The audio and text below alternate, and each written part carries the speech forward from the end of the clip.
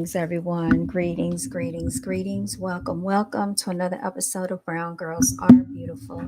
I am your hostess and your melanated queen. Um, Hopefully, y'all been having a good weekend. It's been very busy for me, y'all. It's crazy out here. Still haven't washed my hair. I just got back not too long ago. I don't know what y'all have been doing, but I know that I have been freaking on the go. So anyway, I wanted to go ahead and do my little Sunday rendezvous session because I haven't done this in a while. So I said, why not start getting back into the habit of doing my Sunday rendezvous? You know, one thing I was doing is my F Your Feelings Friday, which we did have that session as well. Let me see, make sure. Okay, making sure I can hear myself, y'all. Today's today's topic, Sunday service is in session, and we're going to talk about it. Now, before I get into it, this is not to disparage anybody from their beliefs. This is not to disparage anybody from their faith, all right? Because you don't have to be here at all. These are just my thoughts, my views, my opinions of what I have observed, all right, over the course of time in my days of life living on this earth. Now, I think it's so important that we all have an understanding of, the lies that are fed to us. We need to definitely pay attention to the narratives that are portrayed in the media to us as far as our faith, our beliefs, and things as such. With that being said, y'all, um, I think we should all join hands and bow our heads for just a second in unity, y'all. So let's gather here today. Let's join our hands, bow our heads, and give thanks together to the universe, spirits, angels, and ancestors that has gathered here, that has gathered us here today. Um, let's go ahead and give thanks to our spirits, our angels, and our ancestors. You know, we got to be thankful for the little things in life that we take for granted, being able to see, hear, being in our, right minds and of sound body, mind, body, spirit, and soul, having just the necessities that we need: food, shelter, water, y'all. Some people don't even have these things. And so I say, thank you for those things. Thank you for our family members that are still walking amongst us. You know, we just have to do that, y'all. The more grateful we are, sometimes you just never know. You get more blessed, all right? Because what I noticed in today's world is that people get so caught up in their entitlement, and so I want to talk about these things, y'all. All right, can I get an amen? All right. All right. So let me go ahead and click on this live stream so I can see church service and session Sunday rendezvous. What I want to talk about with this church session is the fact that there are so many churches around, and what I notice is that I don't see a major change in the communities in which they serve, if they do serve the community, because I am one to believe that a lot of churches are self serving. We talked about this last night on the live stream. A lot of these churches are self serving. What do I mean by that? Well, what I mean is the bigger the church, the bigger the tithes, the bigger the dramatics of that church. And I didn't know what that meant when I was younger, but now I do know, because you can have these mega churches out here, and a lot of times they're asking you to do what? Give tithes, pay your 10%. But what are they giving back to the community? Right? And I'm not just talking about just, okay, holiday time. We're collecting canned goods. We're taking up plates. We are giving out turkeys. We are, doing something for Christmas time. We're giving out toys for the children, because in all actuality, people need a real change in life. People need an absolute change in their environment, y'all. What is the church doing to build the community? When I say build the community, I mean really building. For all the money that goes on out here that's circulating in these churches, where are the education, the schools out here? Where are the after school programs for these children? Where are community centers being built? I want to know, where are hospitals where people can get medical care? Where are the banks being built for melanated people? Where are jobs being circulated? And one thing that I will say that I've noticed about church is that people are very judgmental in the church. So they always say, "Oh, come as you are, we welcome all." But is that really true? Because, y'all, some of the biggest sinners are in the church. Some of the biggest hypocrites are in the church. Yes, they are. A lot of antics takes place in those churches. You have pastors messing with women of the church. You have church members messing with each other's husbands and wives. This goes on all the time, and they try to keep it secret and they try to keep it hidden. So, if we're talking about church and we really have faith and you really want to walk like, you claim that you're walking, then why is it that in these communities we're not seeing more being built in the community for the public, for the people that really need it? I don't think there should be anybody that's going to these churches that should be financially struggling, honestly, with all the money that they take up, with all the collection plates that they pass around 3 times during a service, y'all. And I've seen this with my own eyes. And then they have special things that they take up for. So I remember when we went to church, they had something called the sick and shut in list, right? And then they would ask the churchgoers to take up an offering for people that may have been sick or shut in. Basically, these people might have been in the hospital or they're not doing well. And I feel like that's, a very appropriate measure to take. But I also feel that with all these churches that are being built around these communities, I'm not seeing much of a change going on. I don't think that we should have to wait on the government to give us a lot of things, even though, yes, we are all taxpayers. All, the money that we make that come from our checks, the taxes that we have to pay, the income taxes, goes into this country, but we don't get to delegate where these funds are spent. But in the church, I feel like the church goers and church members should be able to delegate where these funds are spent. And they always like to say, "Oh, this keeps the lights on. Oh, this pays the bills," right? These are 501(c)s. They're nonprofit organizations.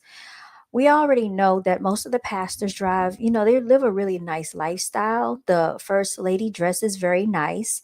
The pastor dresses very nice. They're wearing suits, coming dressed appropriately and respectfully for the church. I get that, right? But what about the people in that congregation that are probably struggling and holding on to a hope of faith because you told them that if they keep praying and keep tithing and keep giving, that their blessings are coming, and you don't even understand the struggle that they're going through, and they're hoping, they're wishing, they're praying, they're pouring all of their hope into this faith, into this church, because somebody somewhere told them that if they just hold on a little bit longer, if they just keep on being a little bit stronger, that one day they're going to get this breakthrough. And they get on their knees at night and they pray down to this Jesus that you told them that was going to come and rescue them, right? But what happens when these people are not rescued? Does anybody have any answers for this? Oh, I know what they're going to say. Oh, just hold on a little bit longer. Just keep on praying. Oh, you just got to keep on. Right? But sometimes people get weary. Sometimes they might not have anybody to fall back on. There are women out here with children that are single. There are women out here that are trying to get away from abusive situations. There are people out here dealing with a bunch of emotional stress. People out here are dealing with physical ailments, you all. And while people and the church and the pastor is telling them to keep saying amen, keep clapping your hands, these people's situations are getting more and more dire by the moment. And they're trying to pay their tithes and they're trying to hold on.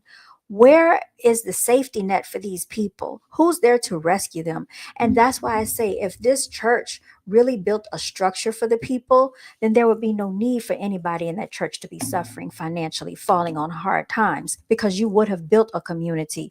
You would have built businesses. You would have built a way to be able to employ people so that they don't have to fall on hard times, so they don't have to be, feeling hopeless and going to church crying in tears, because we don't know what people are going through out here. And people are playing on these people's vulnerabilities, especially the females out here. The females are the most vulnerable because they're the ones that go into these churches and keep these churches going the most. They're bringing their children in these churches. They're telling their little boys that might not have a father, you need to go to church. You need to be in church with me. But is that the only thing that boy needs? He needs more than just to be told about Jesus. He actually needs a real life male mentor in his life, right? He needs an outlet. He needs a lot of support outside of just going to church, y'all. And although, yes, it could teach people to never give up and to be diligent and to have faith and to have hope, but we need to have action along with this stuff, right?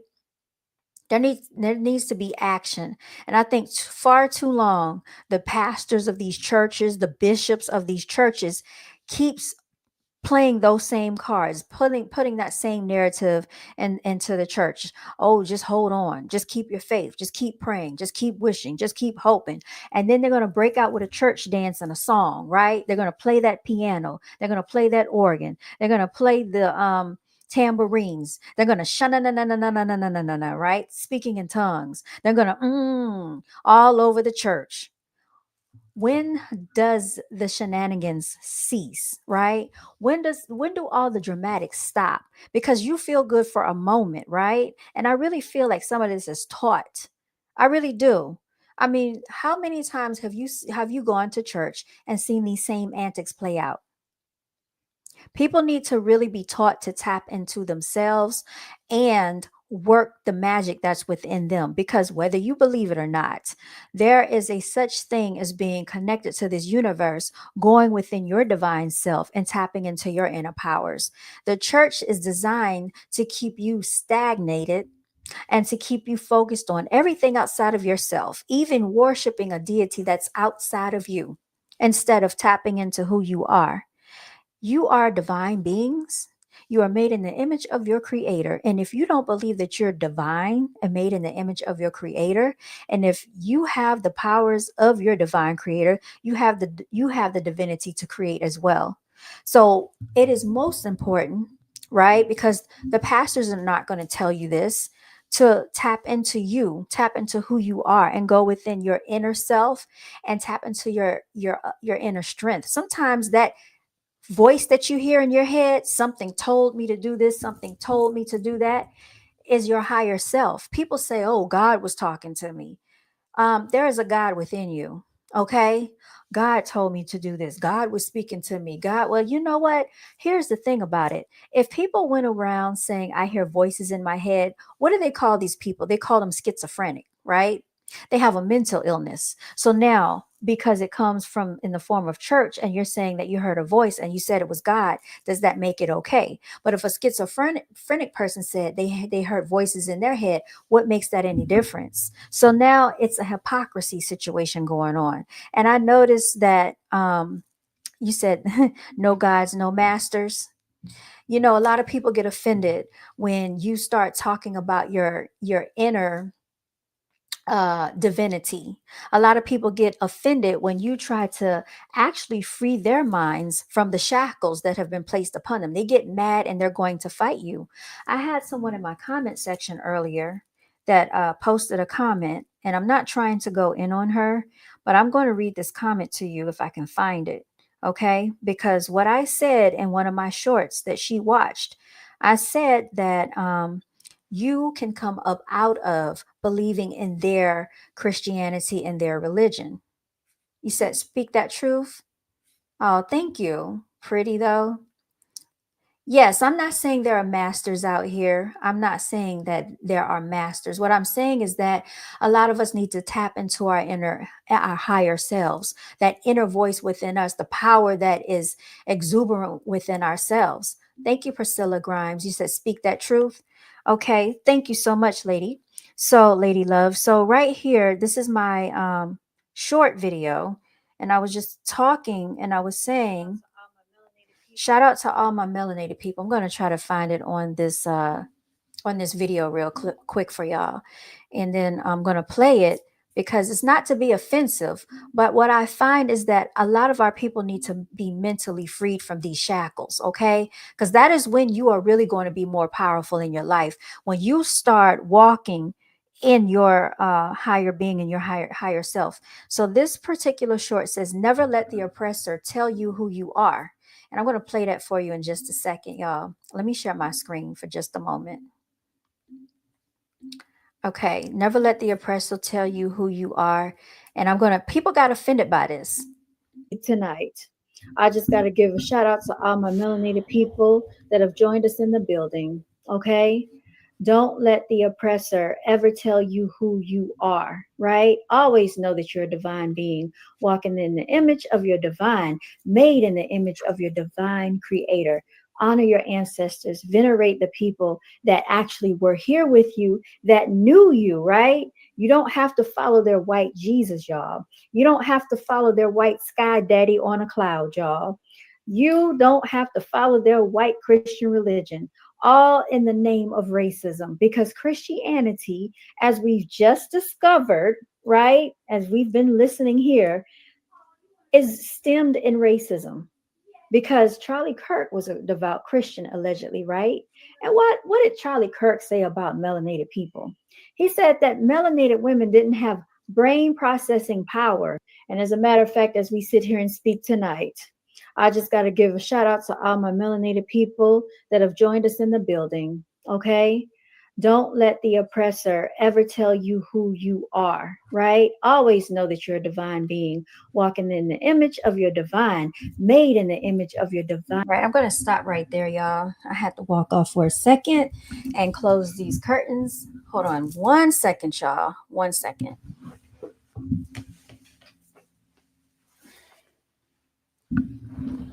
Had to close the curtains, y'all. It started to get dark and I had to close those up.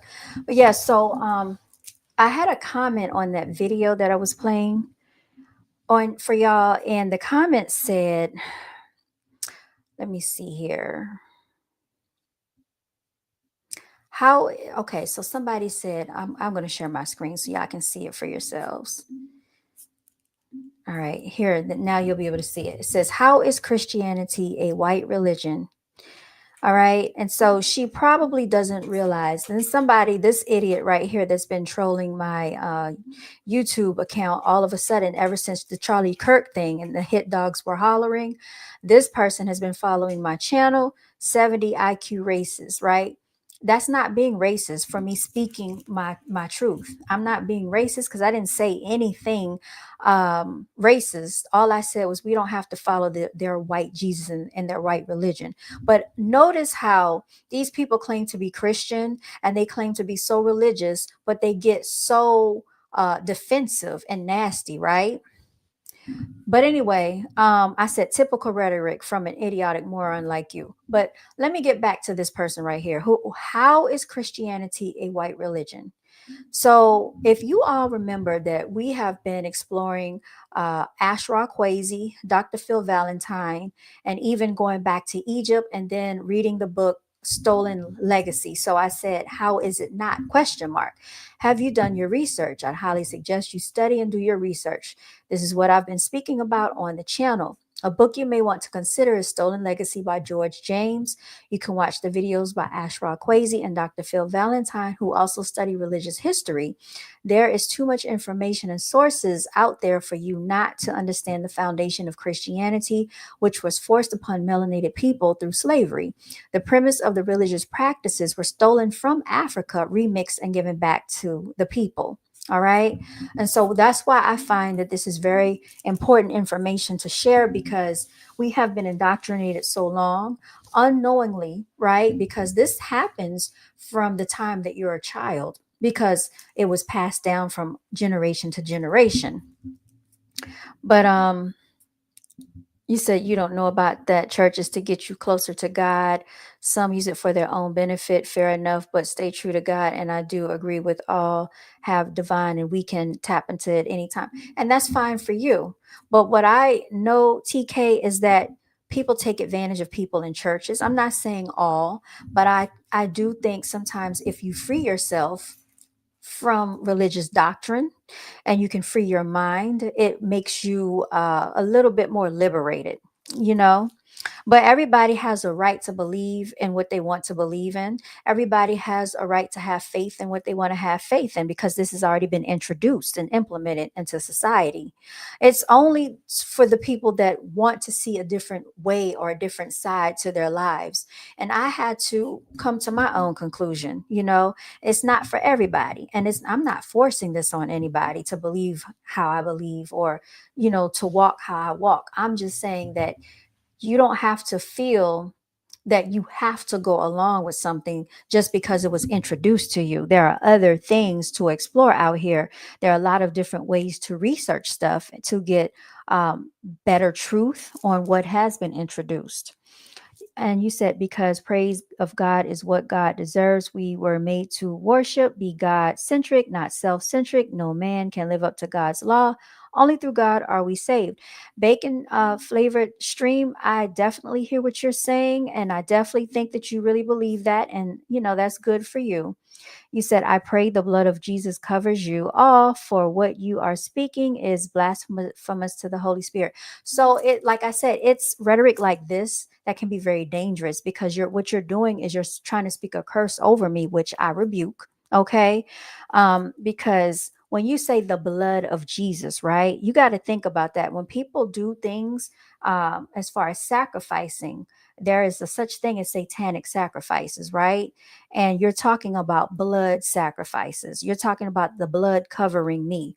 Exactly why do you want blood to cover someone? And I'm just saying, think logically when you say these things. Don't think about it from this quote unquote holy thing that has been taught to you or indoctrinated your mind. Think about it from a perspective of, if you didn't know anything about this and somebody said they wanted to cover you with blood, what's the first thing that you would think?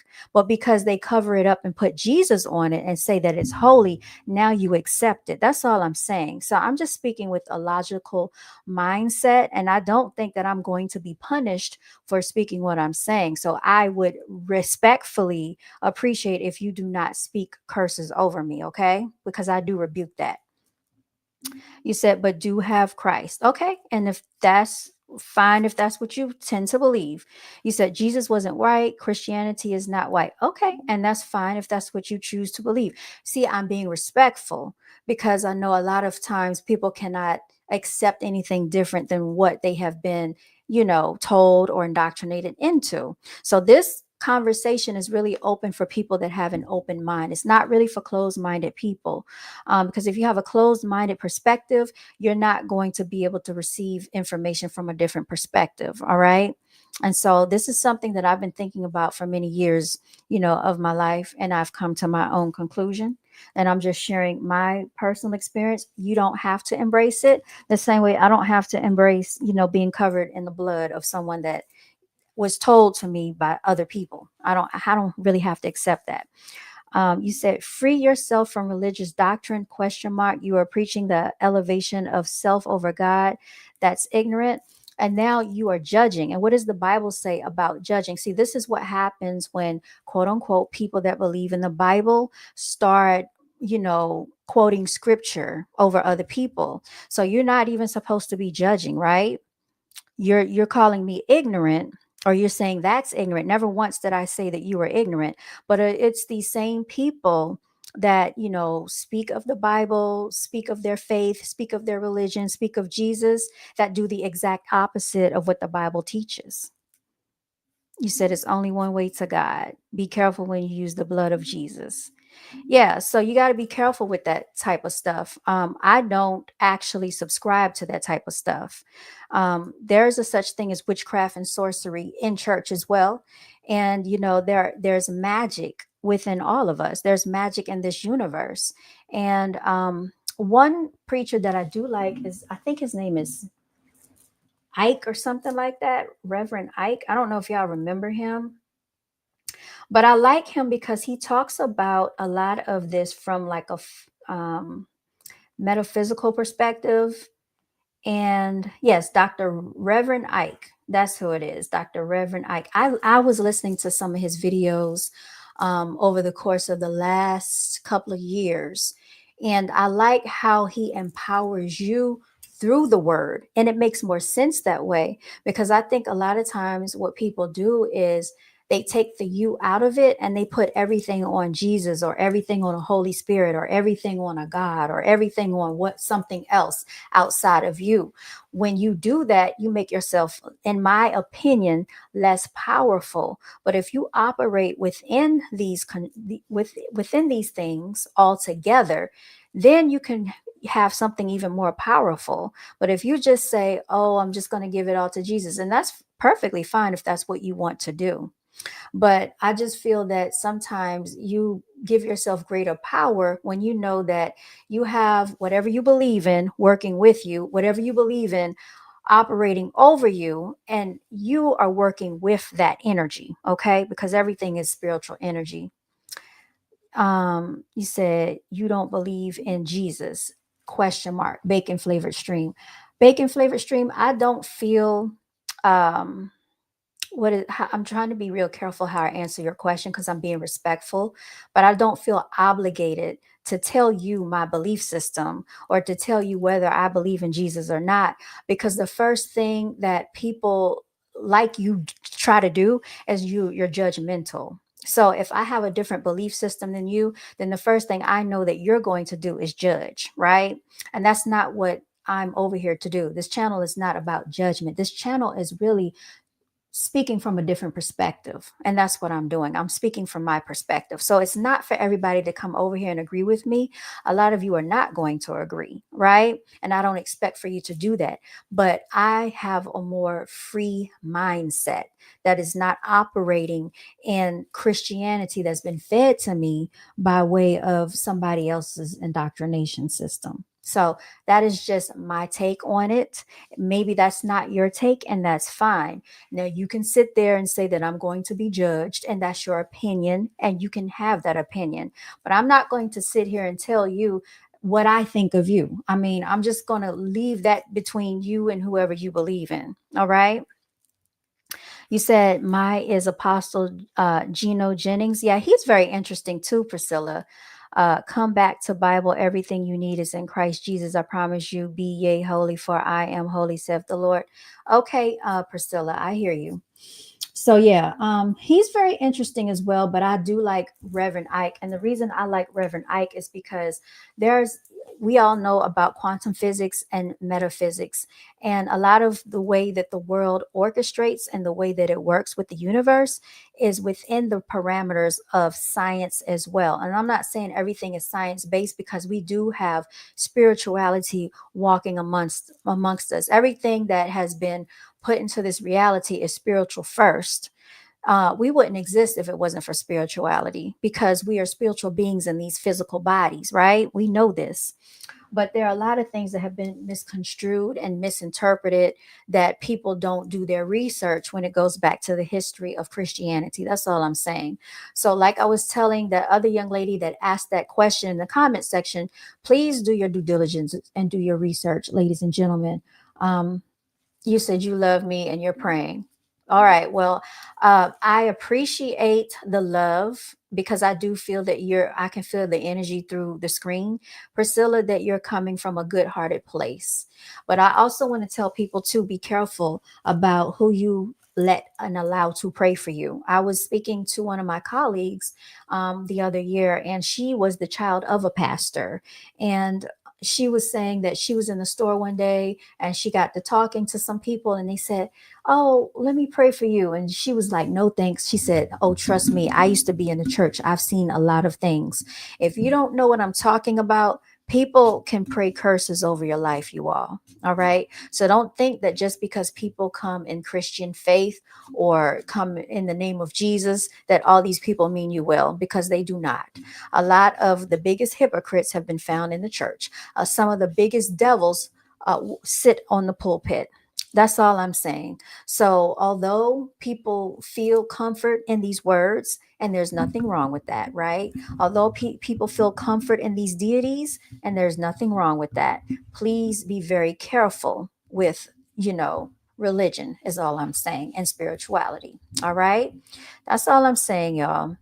Now, I am going to play this video by Dr. Phil Valentine for those of you who may or may not have been introduced to Dr. Phil Valentine. He has done some digging and research into the Christian religion and the history of how it got spread.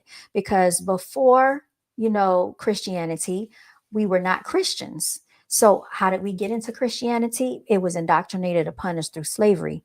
So let's get into Dr. Phil Valentine. You will find that a lot of the spirituality that has been remixed and given back to us actually came from Africa, you all. The spiritual practice that we practice today comes and derives from Egypt. The spiritual practices that has been introduced to us, remixed and given back to us, are Sar and Aset, all goes back to Egypt. So this is why when people ask, oh, Christianity, what do you mean? It's not a white religion.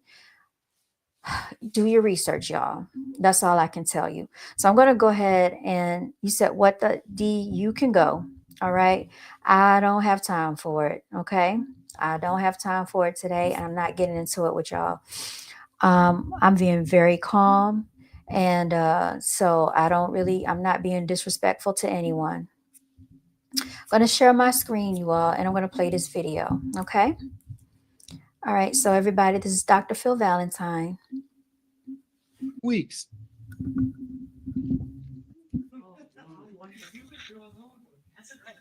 I have been invested in my books to come up with information for you about Christianity. And I intend in this taping to give you as much as I can within the few hours that we have of everything that I could find, because it'll take me another 5 to 6 hours of another program to keep filling in the dots for you. But what you are going to have here is a scholastic breakdown and the historicities of what you good Christians out there have been worshiping. It is time to logistically put aside, to scholastically put aside, to intellectually put aside this farce called Christianity. Christianity is a hoax. It is time for us to delete. Oh, hold on for 1 second, y'all. I'm so sorry. I don't mean to interrupt, but Just Lynn said, I'm late. I've been telling people this for years. Our people should really study. This is the problem. A lot of people have not studied this information. They haven't even been introduced to the information, so they don't know about it. So I'm just introducing it. I'm not judging anyone. I'm just sharing information. That's all I'm doing. It's up to them if they want to study it. If they want to ignore it, that's on them as well. Our consciousness atmosphere of this presence. Now, why did I call it Vampires of Consciousness? Because that's the name of this particular tape. Vampires of Consciousness, the true historicity of the Church of Satan, Christianity. There is no Church of Satan outside of Christianity. All religion encompasses the Church of Satan. Now, why did I call it Vampires of Consciousness? Well, first, it is essential that we understand the nature of a vampire. We have to understand the nature of a vampire. One, it is a parasite by nature. Two, it feeds on the healthy, the innocent, and the unsuspecting. Three, it appears beautiful, mysterious, alluring, and powerful. Four, it sucks on the life stream of the host, depleting the life and light force until the host no longer knows who he or she is. Five, it affects and infects the host with a virus, quote unquote, until the host becomes one with the body of his redeemer, one with the consciousness of the vampire. Six, the host loses his sense of self, no longer perceiving the world and reality from a knowledge of self, but from a perception or knowledge given to him by the vampire. That is why I call this particular tape on Christianity the vampires of consciousness. All right. Now, who do you think introduced religion to you?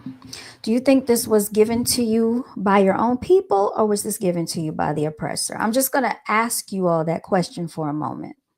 This is why he calls it a vampire. It's unsuspecting. They make it look beautiful. When we speak about Christmas and the fact that Christmas actually derives from a satanic holiday, people don't know about that because they haven't researched it. When I talked about Thanksgiving being the slaughtering of your ancestors, people don't know about that because they haven't researched it. Even when people partake in these holidays such as Valentine's Day, which is really about gay men and their genitalia, people don't know about that because they have not researched it. Now, when you start telling the truth and go back and dig in the history of a lot of these practices and these ritualistic things that people are practicing, either they're going to A, get offended, B, reject it, or C, open their minds up and try to do some research into why was this indoctrinated into their core belief system. Christianity is crack for the mind and soul. It lives in ignorance. Ignorance is the mother of devotion. Let me repeat that. Ignorance is the mother of devotion. That which you are ignorant of, you worship, because you have no knowledge of what you worship. You believe in things you don't understand, and that's why you suffer. Stevie told you, superstition ain't no way. Christianity is crack for the soul. Religion is the crack pipe.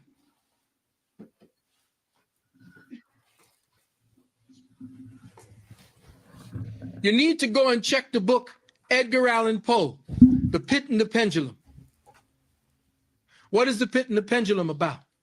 The Pit and the Pendulum was written by Poe about a story told by a prisoner who was in the dungeon of the Spanish Inquisition. In there, they described everything that went on in the Spanish Inquisition. Now, I didn't have all of the different books. I couldn't find it. I couldn't stay in the library long enough, and I couldn't get. Hold on, before he speaks.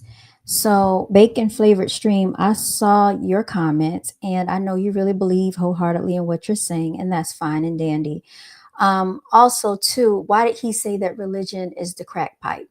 Because when people were in bondage, in slavery, indentured slaves, whatever you want to call them, stolen from their land, made to work in the plantation fields, what is the one thing that they allowed the slaves to do?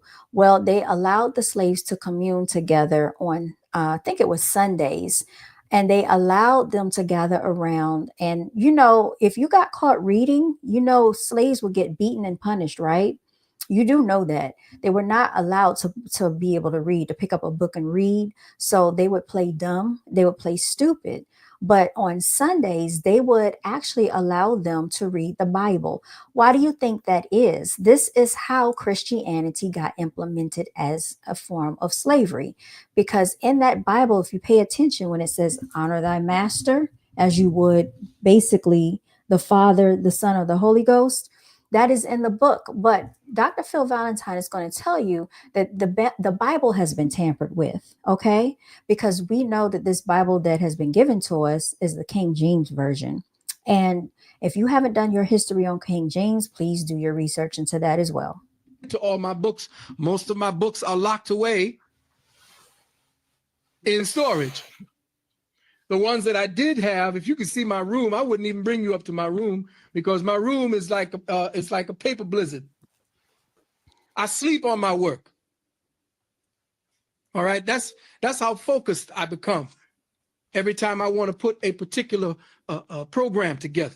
So I wanted to put together, first and foremost, the books that were banned, deleted, or rejected by the Roman Christian Church as apocryphal. Now, the word apocryphal means uninspired. Uninspired simply means that, okay, this one can get through without telling too much. Here are some of the books that were deleted from the Bible. Now, let me first say this to all you Christians out there who believe that your branch of Christianity is the one that say, oh, well, hey, that's Roman Catholicism. That's them. That's the Catholics. No, it ain't. Because the Catholics are your father and your mother. I don't give a damn what Christianity you worship. I don't give a shit what Bible you use. You are still using the text that came out of the Roman Church under Constantine and the Council of Nicaea at 325.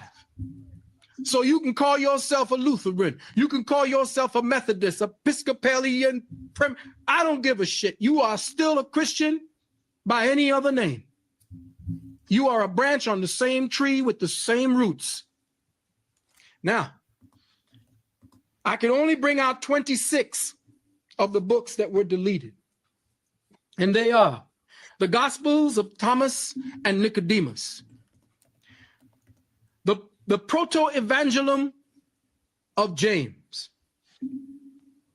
the Gospel of the Nativity of Mary, the history of Joseph the Carpenter, the Gospel of the childhood of the Redeemer, the Gospel according to the Egyptians, the Gospel of Bartholomew, the Gospel of Judas Iscariot, the Gospel of the Recollections of Peter, the Gospel of Adam and Eve, the Gospel of Barnabas, the Gospel of Barabbas, the Book of the Nazarenes, the Gospel of the Revelations of Peter, the Gospels of the Shepherd of Hermas, the First Epistle of Clement, the Second Epistle of Clement, the Epistle to Barnabas, the Diatessaron or the Gospel of Tatian, the Gospel of the Essenes, the Revelation of Elias, the Hymn of Jupiter of Clementius, the Proverbs of Sirach, the Book of Abu Dazura,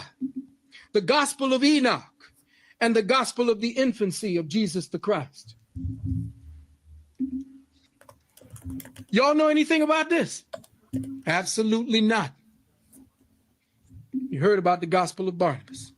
Well, that's one out of how many in here?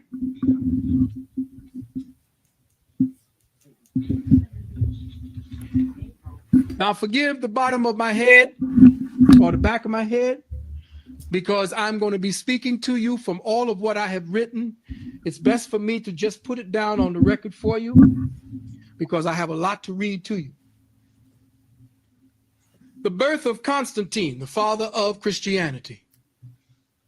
On the crossroads of the Balkans near a city called Naissus, Naissus, an illegitimate child was born in 274 AD to a rural barmaid who flirted freely with a Roman officer.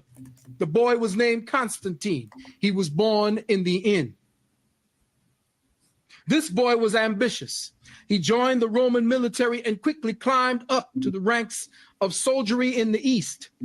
On the banks of the Danube River, for bravery in the battle on that Danube River, he was made a tribune. He rose to become a Caesar. He made himself an Augustus. Patience, prudence, determination, and optimism brought this son of an innkeeper to the very banks of the Tiber at the head of an army. Now, I'm writing to you based upon my own literary license. You're actually listening to how I write. All right, so it may tend to take on flair because I like to do that. I'm a Libra. I'm an artist by nature. I'm a wordologist. All right? So it's a little flavor in here, a little season. I think we're a little grown up now. We don't need, Mary ran here. Jack saw this. All right? Across the bridge from Rome was Maxentius and his army, 200,000 strong. Now you just imagine Maxentius and Constantine across the river from one another, facing off to become the next Caesar. Now, you got to remember that at the time of Constantine, Rome was about to go into the toilet anyway. And at that time, there were about 5 or 6 other thugs vying for the throne of Caesar. So there were all these little compatriots, almost like the gangs, little parts of the mafia. Whose family are you with? All right. Now, this is a 3-hour video, and I don't want to play the entire 3-hour video. I have already listened to this a few years ago, probably like back in 2016, you all. I did my due diligence and listened to the whole thing when I was cleaning up the house. It gets really deep. Basically, a lot of these things were put into perspective and put into place for control. All right. So you can actually do your own research on that. There's a book that I'm going to pull up in just a second here. And I'm going to share this with you as well. Let me see, share screen, and let me find this book. 1 second, y'all. Hold on. It's actually called Stolen Legacy. And you can find this book in Barnes and Nobles. You can get the Kindle version too. And it shouldn't cost you no more than 99 cents. But it's by George G.M. James. George G.M. James, everybody. I'm going to try to share this book with you if I can. Hold on 1 second. Let me copy it. And I'm trying to get it so that y'all can see it as well. If it will open up for me. Let's see if it'll open up on this window for me, because I have it open in a different browser. Okay, it looks like, okay. All right, so it's only going to show the sample on this screen, but I'm going to show it to you anyway. Okay, so let me go ahead and share this. Okay, this is the book right here that you can get. This actually tells you about how a lot of the stuff that the spirituality, the religion that you practice today, where this all derived from. Okay. So it was stolen. And if you really go back into history, a lot of what he was saying, the Greeks, the Romans, what they were doing is they were actually going over the border to Egypt, right? And Egypt had a lot of knowledge in their mystery systems. It was knowledge that they weren't teaching everybody, you all. And you had to actually be able to elevate to a high level to get into the knowledge of these mystery systems. I mean, when I say they had libraries of knowledge, 2 miles long worth of mystery systems they had. When the Romans and Greeks got a hold of these mystery systems, they basically pillaged a lot of that information. And what they did with it is they stole it and remixed it. And then what they did was they forbade the original mystery systems that the people practiced, and they implemented and forced them to believe in their own religious practices. So that's why I say you just got to be careful, about where you're getting your information from, and just do your own research and your own due diligence. This is not to force anybody to believe anything. I'm telling you to do your own research. That's all I'm telling you. There's a reason that a lot of people have taken time to go back and do research. I'm also going to play for you a guy by the name of Ashra Kwesi. Ashra Kwesi actually has been studying religion and religious practices for quite a while.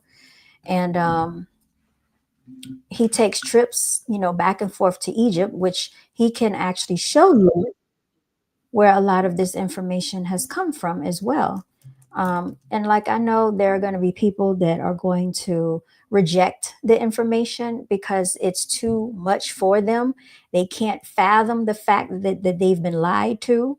They don't want to hear it. They are calling this demonic, but there's nothing demonic about my ancestors.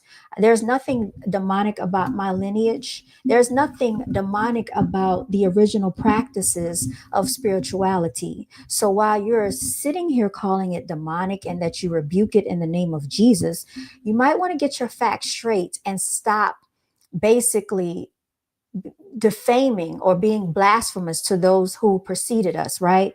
Because this right here is an abomination to our ancestors when you say that you rebuke this in the name of Jesus, when this is actually where a lot of these practices derive from. So right here, you said you're going to stay quiet on this one, sis. You're doing great work. Basically, they took our powerful spirituality and gave us some empty space. Our ancestors were misled. Yes, they were. And this was intentional and it was on purpose, because they know that once we recognize the truth and we gain true knowledge, Jocelyn, that they cannot hold us down with these mental shackles and these spiritual chains.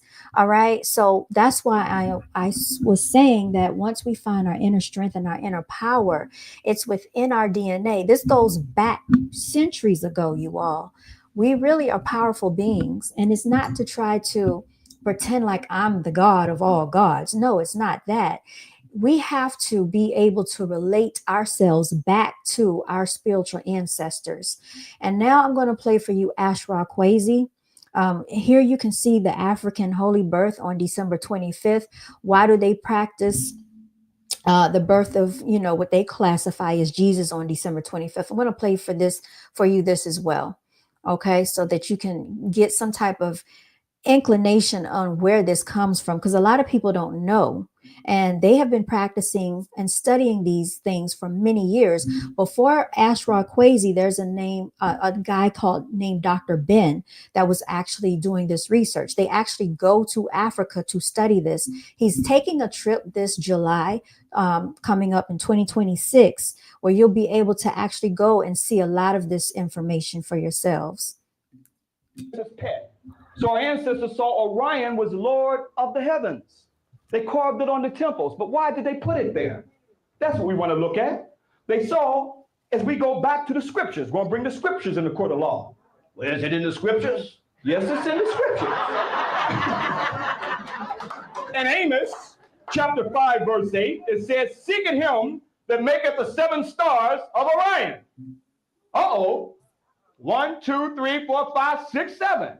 Seeking him that maketh the 7 stars of Orion. Well, our ancestors saw that Asar, our spiritual father, and the Zep Tepi, for our spirit to go back to him, to rise up our caress, we see 1, 2, 3, 4, 5, 6, 7, and the constellation of Orion long before it was in Amos and the scriptures was even in existence. This is the Zep Tepi, or the first time of creation. Our ancestors saw through the constellation, through the heavenly body, through astrotheology, through the cosmos, the first divine mother and father for them to live for eternity.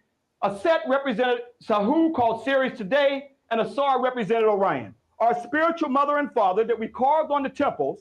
Here we see the earliest story of Asar, who had an evil brother named Set. Many versions of the story, who got 72 conspirators to crucify him. Here we see this is long before the Cain and Abel story. You got it carved on the temples. And although you see it carved on the temples on the outside, still on the inside, they're still beautifully painted black. It's through this story of the union of Asar and Asar's resurrection, through the union of Asar and Aset, they have a holy child. It's told on the papyruses where the name paper came from. We see Tahuti, we did not worship animals, but Tahuti, the divine nectar, the messenger corresponding to Gabriel in the gospel, announces to the goddess Aset that she give a divine immaculate conception and virgin birth. So here you had this spiritual story where Tahuti came, who was a spiritual law, said Aset would have a holy child. This is long before Gabriel, the angel of the Lord, came through the back door and told Mary that she was going to have an immaculate conception. Now, our story was more spiritual because Tahuti gave the call, and Amen came to Asar and said that your wife Aset would have an immaculate conception. Now, I don't know about you, brother, but if your wife came to you and said an angel of the Lord in the back room came and said that she had an immaculate conception, I don't know if you go for it or not. I don't know. But that's belief. On these temples, right here, Dendera, at the temple of Het-Heru, let's go inside these temples, brothers and sisters. And going inside these temples, here we can see an ancient spiritual story where Asar, here we see his. Ladies and gentlemen, that's why we need to listen to the African proverb that says, know thyself. Because if you don't know thyself, then you can be easily misled. So I'm just going to let him continue to speak. Born in a manger. But one of the things that I make sure of is that we get accounts that's not going to be revealed to tour groups who come through here. That's what I tried to do. Reveal the information that normally would be passed by and not even mentioned to many of the Europeans, because it would conflict with their European Western world through their own European white supremacy thinks that everything started with them, or think that their whole European Christian concept started with them. I want y'all to take a look at how massive this is. Look at him and look at this. This was done hundreds and hundreds of years ago. This is actually miraculous that they even still have this intact today, y'all. So this is the power of your ancestry and of your lineage. And there's no reason why you should turn away from it and call it blasphemous. This is a Torah book. It's good to pick these little books up. And it's written by the Mormons. The Mormons who write these books. The Mormons. Okay. But the Mormons are heavily into Kemet. Now, this is a chapel. This chapel is where Haru was born, in a manger, at December the 25th. Okay, Heru was born. Okay, Heru was born. They didn't say Jesus Christ, they said Heru. Okay. Now, here's the book. Let me read it. You have the book? That's page 18. Here's the chapel right where you are. Is that the same chapel? Yeah. Okay, you see where I have yellow there, right? Okay, so let me read it. This court and chapel, from a special unit within the great temple, they were used for the celebration of the day of the child in his cradle, a festival commemorating the birth of Horus, which, coming as it did at the close of the Egyptian year, offers a curious resemblance to the Christian festival of Christmas. How could it be a curious resemblance when this predates European Christianity? What was the symbol of this temple right here? What zoomorphic form? The cow. Now, have you often wondered why the cow is always in the manger? This is Hathor right here with the cow's ears. Okay, I want to point something out right here. You see this Pharaoh? You see how they have chiseled off the nose? They did this with a lot of these pharaohs in Egypt, ladies and gentlemen. They chiseled the noses because they know that people of African descent, melanated people, indigenous people, have larger, thicker noses, larger, thicker mouths. And so this was a representation of the people during that time. They did not want it to be revealed that these were melanated beings, people of African descent, because they were stealing these religious practices and this spirituality, and they wanted to whitewash it. Hence Cleopatra. Okay, Cleopatra was a melanated lady. So I want you to understand that they defiled these carvings right here. This is why you see the chiseling going on. You see the nose and the mouth is missing. That looked over Haru in his birth at December the 25th. Here you see a pictorial version of their painting of the European Jesus wrapped up like the mummy that was called the Carissing, that we'll get into in the lecture series, showing you right here, why is it a cow? No one had never asked, why is the cow in the manger? Because the cow was Haru. And when Haru was born in the manger, this was his surrogate mother, the cow. That the cow symbolically plays the surrogate mother over the European pictorial versions of the Bible that we have right here. So again, you can see where it all came from. I know this is hard for some folks, but you have come back to see it. Not one group, by the thousands who come here, is getting this like you're getting it. Just like you, I came here and the ancestors were speaking from these temples. Relieve us from religious persecution. Relieve us from the beast of the Western world. We are here for a total different reason that other people come back here. This is why we have to walk in the spirit of Ma'at. Leave Isfet behind, evil, and come and see the truth. Now you see the cow Haru over the king horse that you see right here. That every king that was born, like Horus, born in this chapel right here. Put this in your own mental court of law. Let's see all the evidence. And once all the evidence is presented, we can see where European Western version of Christianity copied from this. And judge it for yourself. You've heard their side of the story? Take time out and hear your ancestors' side of the story. We're not saying for you to believe it, but just like the court of law of Ma'at, let's put it on the Makaru. Let's put it in the witness stand of truth, justice, and righteousness on the square. And we want to hear the truth, the whole truth and nothing but the truth. And then judge it in this middle court of law. Now, the surrogate mother is Heheru. Her symbol is a cow. Why the cow? Because she represented the great Mother Earth. Now let's. All right, you all. And I'm going to also share with you another screen here. I want you to think about the 12 disciples. I also want you to think about the fact that that person that they represent as Jesus or Jesus is Caesar Borgia. Caesar Borgia, everyone knows he was a criminal, right?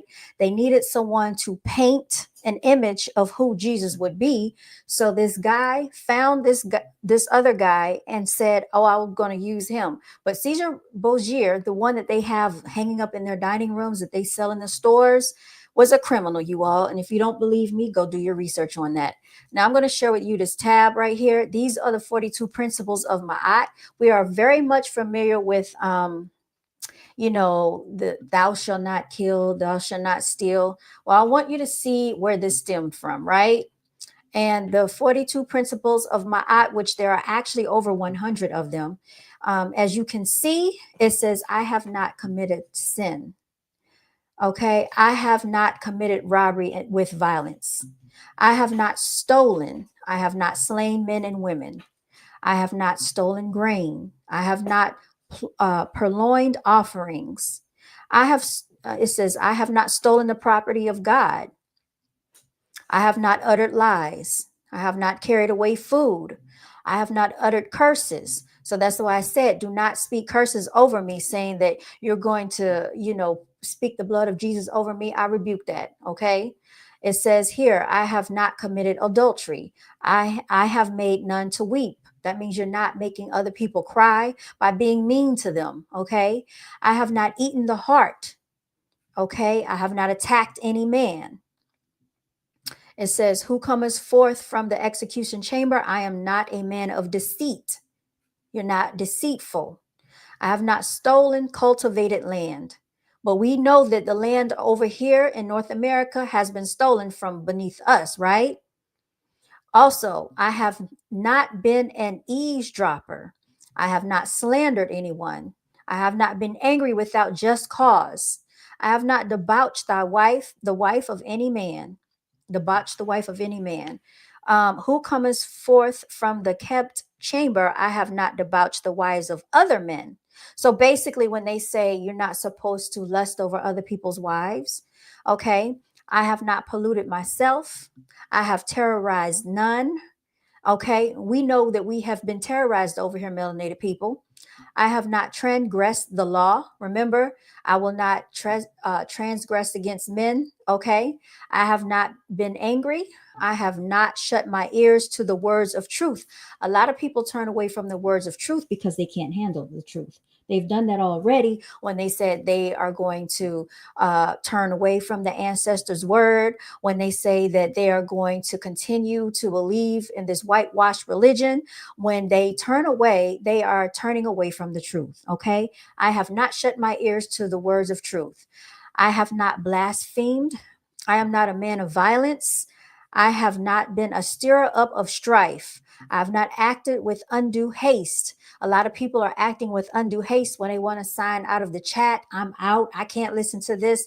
This is demonic, is what they're saying. They're saying that these, laws of Ma'at and all of this lineage from the ancestors, they are basically leaving with haste. Okay. I have not acted with undue haste. I have not pried into others' matters. I have not multiplied my words in speaking. I have wronged none. I have done no evil. I have not worked witchcraft against the king. I have never stopped the flow of water of a neighbor.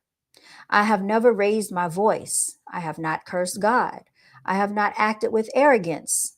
Okay. And being arrogant is basically meaning that you think your way is right and everybody else is wrong. That's what Christianity teaches a lot of people. That's why they feel that their religion, their Jesus, their way of worshiping is the right way and everybody else is the wrong way. I have not stolen the bread of the gods. I have not carried away the kinfu cakes from the spirits of the dead. I have not snatched away the bread of the child, nor treated with contempt the God of my city. I have not slain the cattle belonging to the God. All right.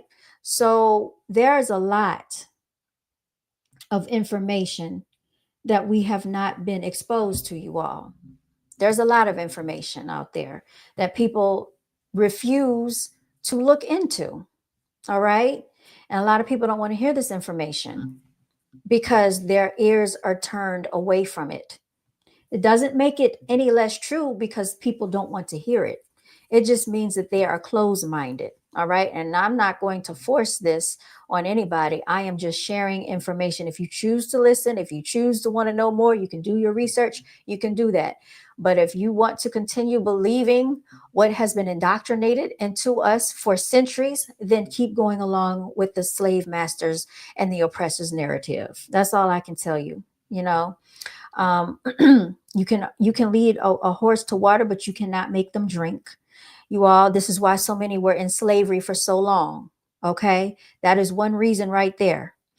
Because, you know, when they had a chance to break free, they chose not to do such. Right. So at that point, you can't blame anyone but yourself. Right.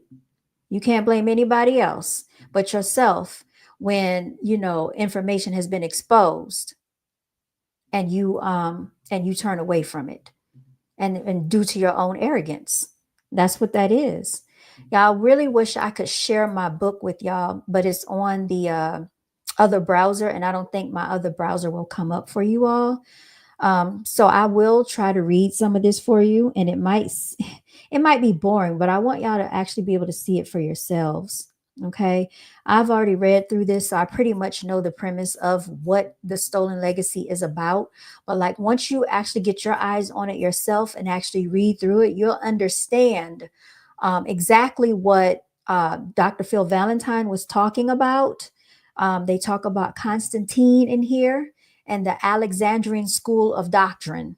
All right. So a lot of all of the things that has been introduced into religious practice and to our belief system was for rule, power, and control. All right.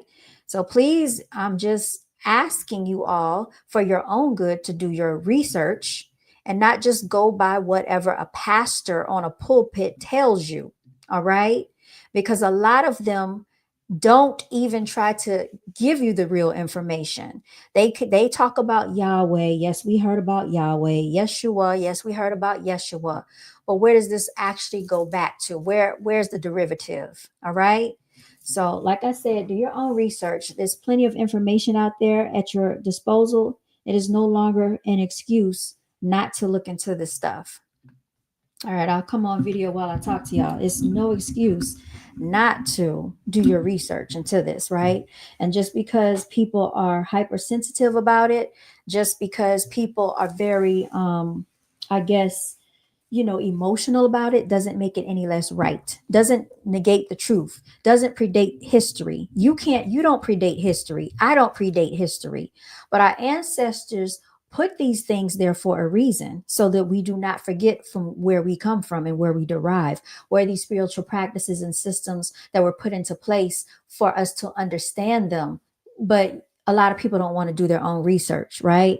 They want to go off of a book that's missing 26 chapters out of it, right?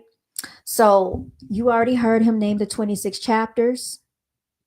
You said the pastor was just a tool from master to programmers. Yes, indeed. You know, I didn't even realize that the Bible spoke of slavery until my sister pointed it out some years ago when I was taking college courses. I had to take, it was some type of Bible course, y'all. And I thought that was kind of weird to take in college. I started questioning a lot of things. And Ashra Kwesi talks about the whole derivative of woman coming from Adam's rib. He breaks that down too. He breaks down a lot of symbology that we see in the Bible today, this Christian Bible that has been fed to you, the King James version. A lot of that is broken down. So I would really implore you to do some research and don't just blindly follow a narrative that has been placed upon you by your oppressor, because this is where this comes from. And when you say that Christianity is a white religion, technically it is a white religion because it's been whitewashed, but it's been remixed from African spirituality that they did not understand, or that they did understand and they wanted to put their own spin and narrative on it for their own personal gain. All right. So let's be very clear about that. So the next time people want to come into my comment section and tell me about putting the blood of Jesus on me in the name of Jesus, I'm going to do this and that, I rebuke you. Okay. Because first of all, there was no letter J. And as a matter of fact, if you do your research, you would know that Shakespeare was commissioned to help write part of the Bible. Do your research on that too. We know that Shakespeare was a novelist and he was very clever in writing narratives, right? Because we had to actually study him in school. Everybody had to study him. So just go back and do your research. Be very careful with a lot of this stuff, y'all, because what is the one way that people can have control over you? If they have your mind, if they have your spiritual practice, and they control your education, they control you. So free yourself, liberate your mind if you choose to do so. If not, you're going to always stay in mental slavery. It's one thing to be free and not be mentally free. You can be physically free and still be mentally enslaved. And I see a lot of people today don't even recognize that they're still mentally thinking like a slave, y'all. And it's nothing to, I'm not trying to ridicule or criticize people, but I just want you to ask yourself, had we not been introduced into Christianity, had we not been introduced into this religious practice, how would we be today? Did anybody ever think of that? Or is it always been indoctrinated from the time that you were a child? So that's how I look at things, because I think that people innately know right from wrong. Inherently, you know when you're being mean to someone. You know when you're doing something that's not right, because most of us were born with a conscience, right? You have a sense of some type of spiritual awakening in you that tells you when you're doing something that is not right. This goes out of the parameter of your moral compass. And if you choose to ignore that, then that's your higher being, or the spiritual side of you speaking to yourself, right? So everybody's going to have to answer to the laws of the universe. Nobody can escape that. There's definitely karmic debt that people will incur being here, right? You can't escape it. Even if you think when you pass away you won't have to deal with it, people have past lives. Whether you understand that or not, this is not a lot of us being here for the first time. We've been here many times before. There are people that have old souls that have been here before, but you have people that have a very limited understanding of spirituality. So they are basically, you have to baby feed them. You have to tablespoon feed them, because they don't understand that. They don't understand that a lot of us have come back here for a reason, to live out a purpose for a reason, right? They don't even understand their purpose. They think their main purpose was to come here and look at that Bible and worship that Bible and worship the deities that have been put in front of them by their oppressor. And that's as far as it goes. And unfortunately, people die believing these lies. They die, believing a lie because they never dug for the truth.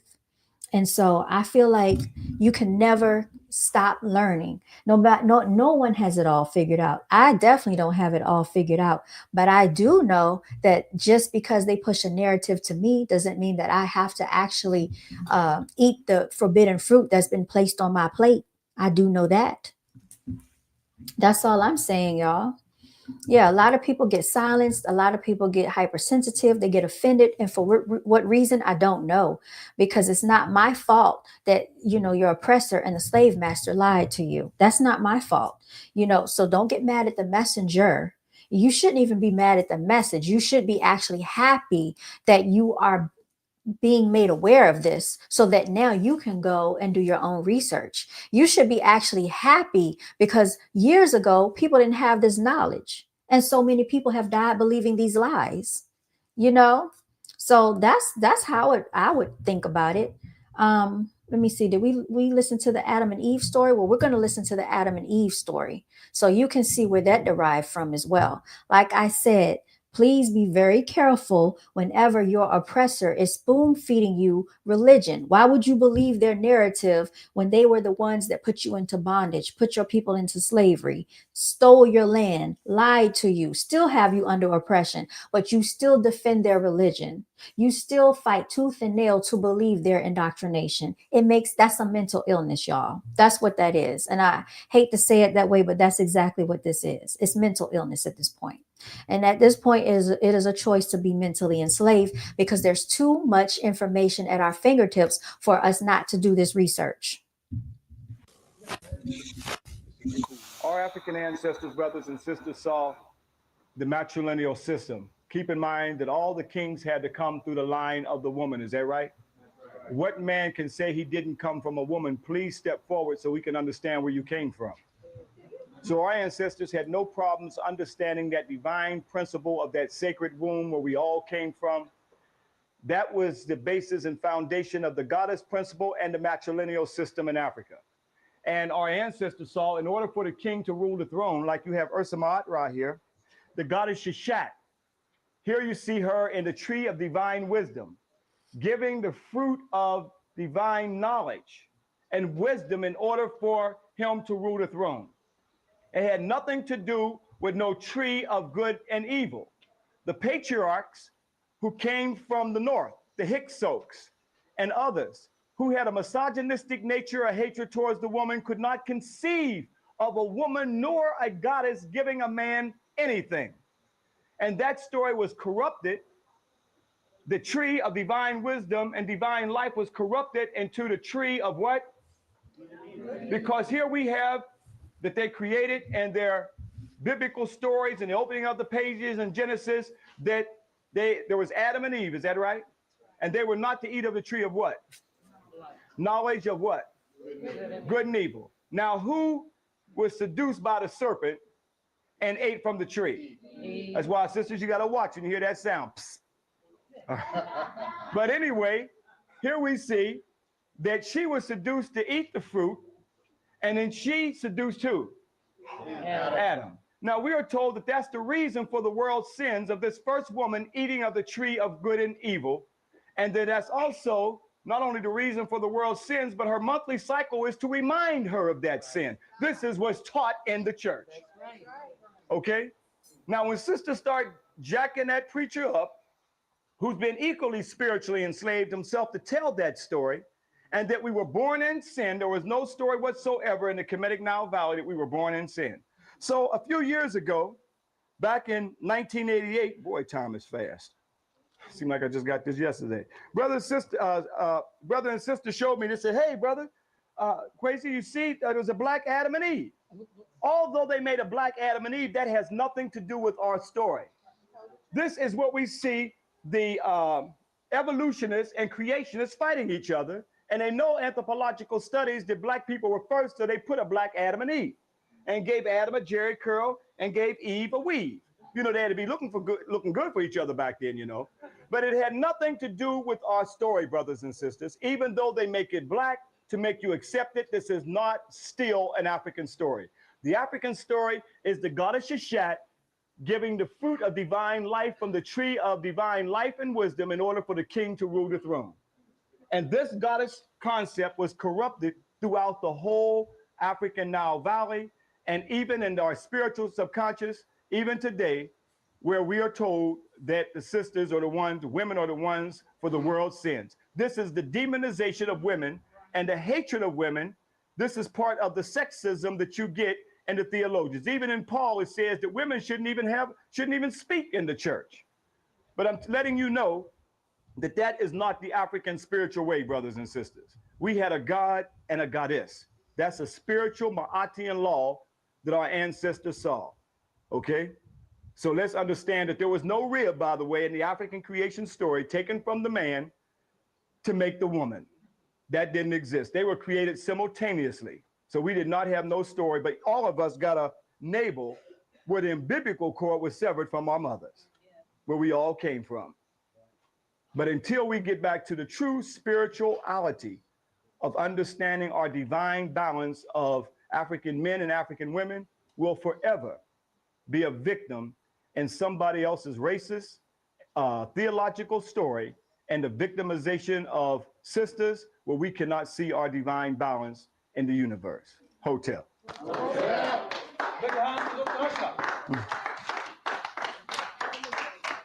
And you know, the story is corrupted anyway, because as they said, there was only Adam and Eve, and then they created a son named who? And Cain went out to the land of Nod and found what? They haven't been able to explain that story yet. And then the racist theologians will tell you that was the sub-Negroid race. No, African people had a great kingdom long before their Adam and Eve story that they created and corrupted from the goddess Aset and Asar from right here in Kemet, right here in Egypt where you are. These stories are told. This is a book in stone. That's why they carved endlessly so it cannot be revised. You see the ark already back there. How could the Ark of Covenant that the Jews say that Jehovah God is the portable God house and you got it right here? That they're carrying. And we are taught to go to Jerusalem and not to come back here to Kemet. We look at Jerusalem as being the Holy Land, not Kemet as being the Holy Land. This was the original Holy Land. This was the original Taneter land. I know that may be hard for some of us, but 400 years of indoctrination, you have to look at yourself as a victim. And we have been a victim. But we have continuous stories. So this is a book in stone. You can have a few minutes to take your pictures of the goddess Shishat and go back and tell the story. Show it to the preachers. Show it to the ministers.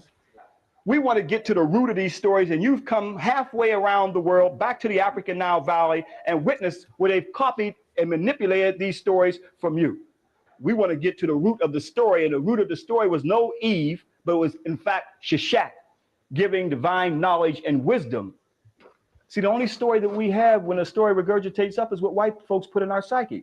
But now the real psychological warfare is going to take place now because you are here. You're witnessing on the temples now, Shishak and the tree of life and many other concepts that we have shown, and that's down in your psychic. So when you hear the Garden of Eden, what's going to trigger in your mind right back here? I saw Shishak.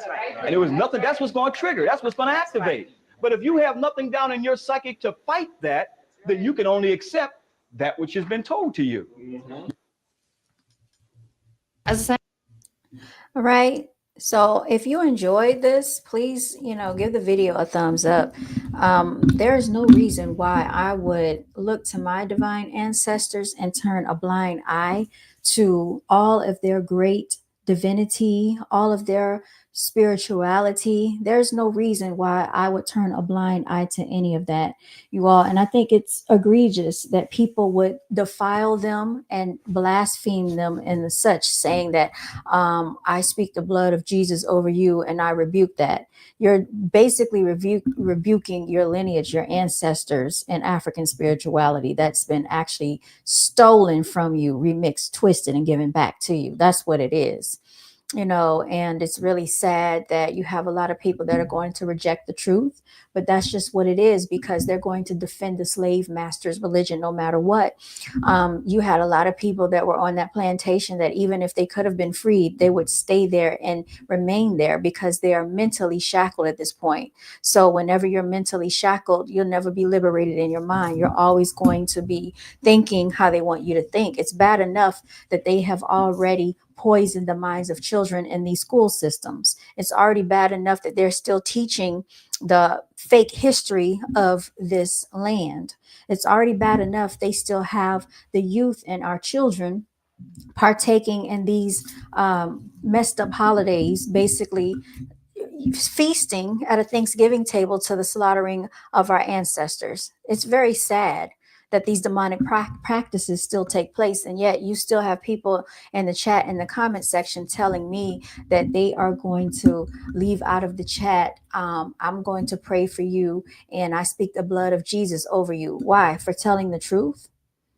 Do you hate yourself that much? Do you hate your lineage that much? You hate African spirituality that much, that you want to basically uphold your oppressor to that degree? that you would cause blasphemy to someone else. You're speaking curses over someone. So the same way that you claim you're such a devout Christian and you're walking in this faith, but yet you judge someone else for speaking truth. It makes no sense. It's hypocrisy. And this is why we see how the Bible starts to be contradictory, right? The Bible contradicts itself, and these people contradict themselves. Yes, people they didn't brainwash me, but yes, Jocelyn, we were for many generations brainwashed because we don't seek truth. We don't research. We don't read. We don't seek resources. There are documentaries. There are tours that you can take. You can actually go and see this stuff for yourself. But if you don't have any interest in it, then you can sit there in the church. You can sit there with all these indoctrination camps, because that's what these churches are, indoctrination camps, and let that pulpit pimping pastor take all your money and lie to you. You can do that. Because who has the most to gain in these churches? Like I said when I started this video, I don't see where the church has really done anything for society. And when I say society, I'm talking about melanated people as a whole. I don't see schools being built. I don't see hospitals being built. I don't see banks. I don't see financial institutions. I don't see anything that's going to help excel our society. But what I do see are a bunch of pastors living well with their wives and going out here collecting money from the people, telling us the same thing over and over and over again. What's good, Lonesome Dove? And then nothing is changing. If people were so powerful in the name of religion, then why are our people still the most oppressed financially? Why are we still financially disenfranchised as a whole? Why don't we own anything in this nation, but this is supposed to be our land? Why don't we have any control over politics, yet this is supposed to be our land that we said that they stole from us, just like they stole this religion? Because y'all uphold for this religion. And the only thing that y'all can hold on to is the religion that your slave master gave you, and you still aren't free. So people, like I said, they die to their death defending this nonsense, right? And you got to come out of it. If you don't want to free your mind, stop trying to oppress other people. Stop putting the youth and the children and feeding them these same lies. Because really, when you look at some of this stuff, it will actually have you, it's like a mental illness, y'all, reading some of this stuff, seeing some of these things that don't even make sense, y'all. Jesus turning wine into water, or turning water into wine. That is a form of magic. That is like metaphysics and quantum physics. But I bet you your pastor is not going to teach you about that. When you talk about all this miraculous stuff that took place, that is a form of magic. And magic is not necessarily witchcraft, but yet witchcraft is in the Bible. Magic is in the Bible, but we can't talk about it. We can't speak about it. We can't speak about the Haitian Revolution. How were they able to get free in 1804? A lot of them practiced these things, but you have been told to turn away from it. This is embedded in your lineage, your ancestry, and your DNA, yet you turn away from it. Shame to you for turning your back on your ancestors, because they died. They died for you to try to get free, and you still turn your back on them, even in death. Even in death. I bet y'all gonna still sit at Thanksgiving, and I bet y'all are gonna feast to turkeys, not understanding you are feasting to the slaughtering of your ancestors. Yes, you are. I bet y'all are going to buy a whole spread for Thanksgiving. Y'all are going to prepare for it. You're going to cook for it, and you're still going to partake in the slave master's oppression and the spiritual ritualistic practices that they fed you, because you don't have your own beliefs anymore. You don't have your own holidays anymore. What holidays do you have that you celebrate of your own that the slave master did not give to you? And don't tell me Juneteenth, because if we really want to talk about that, y'all really weren't free for Juneteenth either, because most of the people that were physically free didn't even know they were free, and they are still mentally enslaved today. So don't even give me that BS. Y'all want to have a conversation? Let's have real conversations. But many people are not going to want to have these conversations. Some things you can no longer blame on the white people anymore, because you do the work for them. Hence the Willie Lynch letter. Don't make me pull that out, because I can definitely pull that up as well. People don't research and they don't read. You said Moses turning sticks into snakes. And see, and some of this language in the Bible was meant to be read figuratively and not literally, right? This is why you take linguistics and language arts. This is why people wrote poetry. Like I said, William Shakespeare was commissioned to help write the part of the Bible. But because people don't want to realize the truth and they don't want to dig and do research, they blindly believe what a pulpit pimping preacher tells them. You said none of that nonsense in my house. I'm just trying to help people free their minds, y'all, if they want to be free. But you can't, like they say, you can lead a horse to water. You can't make them drink. And I'm not gonna make anybody drink the water if they don't want to drink it. Let them, linger in the pastures of their slave master. That's perfectly fine. But for me and mine, you know how they say, for me and mine, we shall serve the Lord. Well, for me and mine, we shall be liberated in our minds, okay? Because I will not have any youth coming around me, none of my nephews. I am going to make sure I uphold this truth because I don't want them growing up being oppressed with this oppressive religious practices. I don't want them dealing with that. You said Feast of the Tabernacle Miles had his people pray to snake idol for healing. Lonesome Dove, what people fail to realize here is that a lot of these things that they say is witchcraft really helped people heal. Okay. A lot of this stuff, I'm sorry about this, y'all. A lot of these things that they say, oh, that's witchcraft. Oh, that's demonic. Oh, I don't deal with that. When you start talking about hoodoo and voodoo, there's a difference. Voodoo is actually using herbs of the earth, right? So you can have cinnamon and you can use cinnamon for prosperity. These are just natural things of the earth. There is nothing wrong with that if you're using it for your highest and greatest good. But because your white slave master came and said, this is evil, stay away from it. Because there was, when people say, oh, speak in tongues, shana na na na, the Haitians back in 1804, you remember that? They were able, whether you know it or not, they put muzzles on those people. You know why they put muzzles on those people? So they could not speak their spells. Words are spells. That's why they call it spelling words. So you don't even know that you speak curses over yourself sometimes when you say good morning. Mourning. Do you know slaves used to mourn in the morning because the slave master used to kill them at night?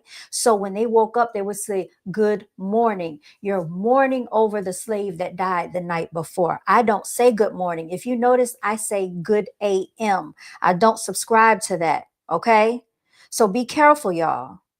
Weekend, WEAK and WEEK. There's a difference, right? Weekend. All right. And then a lot of our days of the week, which I don't even like saying weak because that means it's weak in strength, WEAK. But see, this is what they have done. They have stripped us of our native tongue. And now we speak this language called English, which really is a bastardized language, you all. It's a bastardized language speaking spells over ourselves. So there is power of the tongue. Yes, you said it's in the Bible. It is power of the tongue.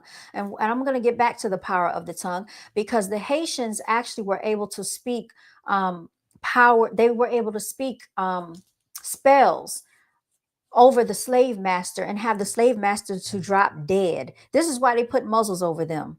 So y'all want to tell me about spiritual practices, but you don't want to dig into your lineage, into the power of your ancestors. Because see, they know more of the truth about you than you know about yourself. So the things that they tell you to stay away from, your politicians, do you know the people that you call the Illuminati? Do you know the people that are like into like entertainment? The things that they took from you and told you to turn away from are the same things that they use to excel and propel themselves forward. But they also use it and put a satanic twist on it. But you didn't know that because you don't research. You've been told to stay away from these things. So anything that's meant to empower and uplift you, you've been told to stay away from it, right? Just like when they say, "Oh, stay away from those holistic doctors." You know, those holistic doctors that know how to heal you with natural herbs, natural remedies, but they banned it from the United States. Now you have to try to go and find these doctors, but they want to give you the white pharmaceutical westernized doctors with the white lab coats that experiment on you, and they don't actually heal you, but they just treat you so you can keep coming back and give them your money. Those doctors they want you to go to. So always listen to your white doctor, right? Because they're white is always right when it comes to religion. White is always right when it comes to Christianity. White is always right when it comes to Jesus. Y'all want to go back and forth with Jesus wasn't white. And I don't even care at this point. The point is, you need to ask yourself, where did this character derive from? Who gave it to you and who made it up? So we already went back with Ashra Kwesi, Dr. Phil Valentine. You can read Stolen Legacy, and there are so many other ways of research out there for you to find out where this comes from. But you don't want to do your research. You want to just believe what the oppressor gave you when you were indoctrinated through slavery. Many, many years ago, by the way. So now we have the internet at our disposal, all these digitalized ebooks and libraries, and nobody wants to read and do research. But we want to get mad. We want to get in the chat section, and I rebuke you in the name of Jesus. You're not rebuking me. You're rebuking yourself. You're rebuking your ancestors that came before you. That's who you're rebuking. And even though their lineage and their blood runs through your brain, your veins, you are the abomination at this point. And really, it is shameful, and I would be embarrassed to have you as a predecessor. That's really how I would look at it at this point. There's no way that I would gleefully sit at a Thanksgiving feast and eat, knowing that this is a ritualistic practice to the beheading, because that's what they did to my ancestors in order for them to take over this land and this territory. But y'all still do it every year. Oh, I don't believe in Thanksgiving. I just go around my family and we just eat. Well, what is it? What do you call that? Where is your practices? Where are your holidays? What did you come up with? Or do you just go with what the slave master gave you? That's why churches don't teach Matthew 17:21. Same reason why doctors don't give you the cure. Some doctors, not all. I understand that. I definitely understand that, y'all. But yeah, this is just, a little study to open your minds. If you're willing to expand your horizons, a lot of people are not, and that's certainly fine. Like I said, this is not to shove anything down anyone's throat. You don't have to come to the channel. You don't have to believe what I'm showing you. You can go and do your own research. That's why I said I'm just introducing you to information. Information is infinite. It doesn't stop here. It doesn't stop with me. It doesn't stop with Dr. Phil Valentine, Ashra Kwesi, or any of the people that wrote these books. This is infinite knowledge that we need to be in pursuit of. But if it just stops at the pulpit of this 501c church with these pulpit pimping pastors, then I feel sorry for you. Right. And I hope you are not bringing your younger generation into these lies of your oppressor. Right. I hope you're not still doing that, because I feel sorry for the youth and the children right now if they have to be indoctrinated into this world of lies as well. You said, how be it that this kind goeth not out but by prayer and fasting is found in Matthew. Okay. All of this research out here, y'all, and people do none of it. Yeah. But if you like the video, share, like, subscribe. It's all good.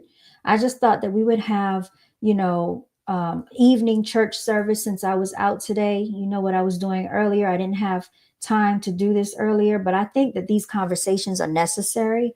I think that these conversations are very much so needed, whether people want to embrace it or not. It needs to be stated and it needs to be put out there into the universe, right? Because the right ears are going to listen to it. The right minds are going to receive it. And the people that it's meant to touch, it will touch. You're welcome, Jocelyn. I just love learning. I love discovering things. I love expanding my mind. I love the fact that I don't have a closed mind. And I love the fact that my mother, does not have a closed mind. And I'm able to talk to her about these things, and she doesn't shun me for it. She listens to me. I'm just so grateful for that, because I know a lot of people, if you bring this up, they're going to like push you off. They're going to ridicule you. They're going to criticize you. They're going to make you feel like you can't even speak about it. But that's not what this channel is about. So if you have an opposing opinion, you're definitely welcome to share it. And what I'm not doing is I'm not judging you. I'm not blaming you. I'm just saying that maybe you were tricked and didn't know it, right? Because a couple of things can be true at one time. You could be tricked and not know it. So when you want to tell me the greatest thing the devil ever did was pretend like he never existed, that is exactly what your oppressor did. You look at your oppressor, not understanding that he is the devil, right? What does the devil do? Trick you out of your land, trick you out of your spirituality, trick you out of your native tongue, trick you away from your family, trick you out of everything. And what are you doing? You're left with their religion. And where has that gotten you? Please tell me how we've elevated as a people with this oppressor's religion that people practice. Where are we right now financially and politically? We're at the bottom of the totem pole. So there's a saying that says they basically tricked the melanated people to get down on their knees and close their eyes and pray. When the melanated people got down on their knees, closed their eyes and to pray, they opened their eyes and their land was gone, stolen from right under them. And y'all keep doing the same thing year after year after year. When does it end? When does it stop? You have to have an open mind, and you have to have a liberated mind. You cannot do that being in mental illness, because that's what I call it. Mental illness is believing everything that your oppressor has told you to believe, the education they give you, the health systems that they give you, their religious practices that they spoon fed to you. When is enough enough? When do you get tired of it? It's going to be up to you. You're the only one that can free yourself. And until you start believing, you said Jesus was Middle Eastern, not European. I know he wasn't. Stephen Hill, from what they're saying in the Bible, I'm not saying that Jesus was Middle Eastern. I'm not even arguing over the character Jesus that they gave you. What I am saying, because I really don't care at this point, I know that this character is Middle Eastern. But I am saying that people really have to wake up and liberate their minds. I don't care if he was African. I don't care if he was European. I don't care if he was Middle Eastern or Asian at this point. It really doesn't even matter to me. That is not the point that I'm making. But I understand what you're saying based on this book that they gave you and this character that they portrayed for you. This person that they described is Middle Eastern. I get that. I get it. So thank you very much for pointing that out. They are everything that they say the devil, yes. So be very careful. Be very careful. And I'm not going back and forth about Jesus either, okay? Because I just showed you and I just played for you where they got the Jesus character from. And y'all are still arguing about his ethnicity, like y'all don't understand and don't get it.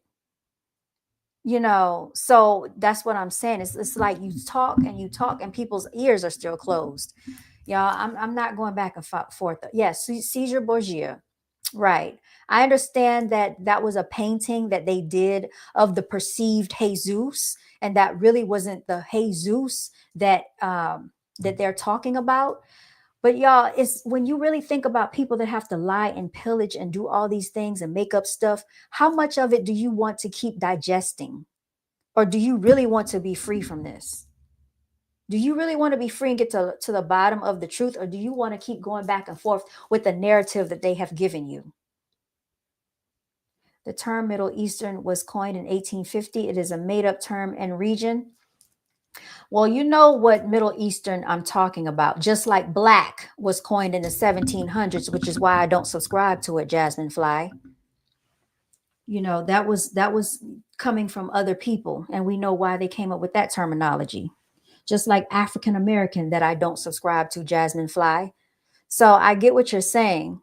And we know that they have implemented these things and they have come up with their own titles. But my point is, when do you start assuming your own identity? When do you start assuming your own narrative? When do you start assuming your own history? When do you start assuming the things about you that you need to identify with for yourself? And people think that that's being arrogant because, oh, you're worshiping yourself like a goddess or a god. Aren't you made in the image of your creator? Isn't your creator supposedly a god or a goddess? Oh, that's wrong to think that way. We need to idol worship Jesus and whatever deities they tell us. Who told us to do this? Oh, it's in the Bible that they gave us. You see what I'm saying? So the mental illness is still there, right? It's mental insanity is what I'm saying. You said we are gods. You said, am I Korean? No, I'm not Korean. No, I don't think I'm Korean. I don't think so at all.